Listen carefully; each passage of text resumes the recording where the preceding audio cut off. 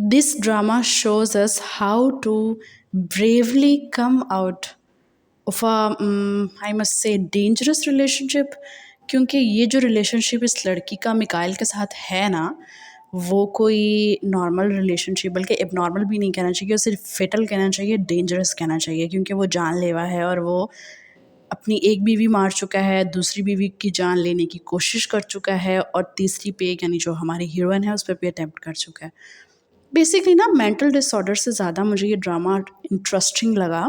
Mental health की awareness से ज़्यादा जो मुझे अट्रैक्ट किया इस ड्रामे में वो ये था कि किस तरह से एक बुरे रिश्ते में से बाहर निकला जाता है, बजाय अपने आप को उसमें पड़े रहने देने के और गलने सड़ने के। उस गले सड़े इंसान के साथ इंसान को चाहिए कि वो वहाँ से बाहर निकल आए। कोई भी ऐसा रिलेशनशिप जो इतना टॉक्सिक है कि जो आपको मेंटली तौर पे भी और फिज़िकली तो वो कर ही रहा है और मेंटली भी आपको वैसे भी ये दोनों चीज़ें जो हैं वो कोरिलेशन में हैं, डायरेक्टली प्रोपोर्शनल हैं। अगर कोई शख्स आपको फिज़िकली टॉर्चर दे रहा है तो ज़ाहिर बात है आप मेंटली तौर पे भी उस शख्स से सेटिस्फाई तो नहीं होंगे ना।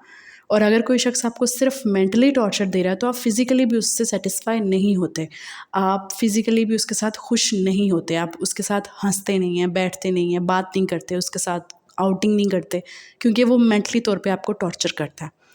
तो ये दोनों चीज़ें वैसे भी कोरिलेट करती हैं।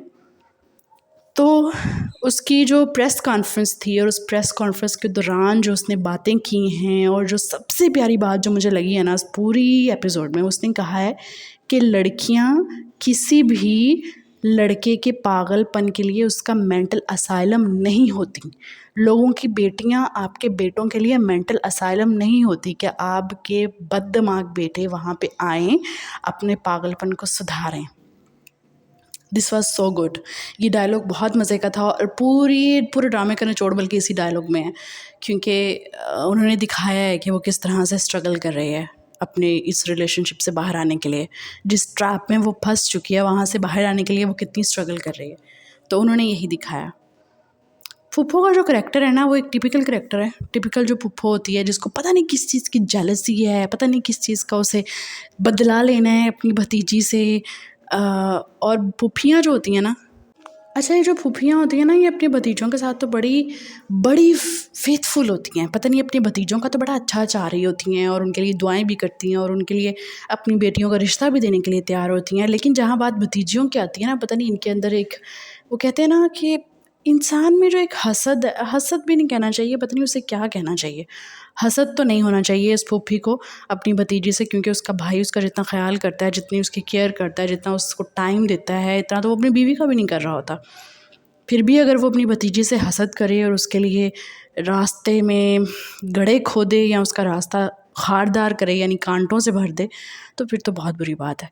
जिस तरह वो बंदी पैंतरा बदलती है ना, वो इतना फ़नी भी लगता है और इतना एक्यूरेट भी लगता है कि बहुत से लोग गिरगिट होते हैं असल ज़िंदगी में, पता है। और ऐसे लोग जो है ना वो पकड़े भी नहीं जाते।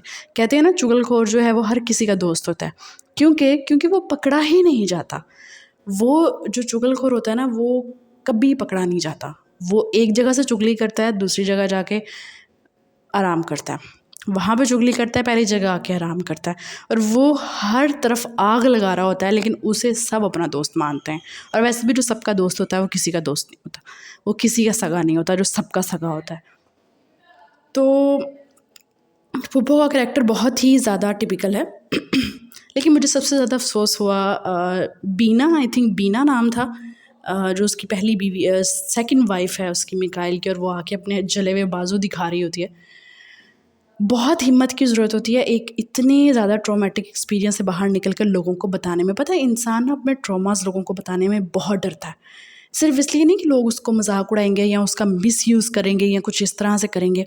वो इसलिए डरता है क्योंकि उसे ये होता है कि कोई मेरी मेरी इस चीज़ को मेरी कमज़ोरी समझ के ना वही सब ना मेरे साथ करे जो पहले हो चुका है।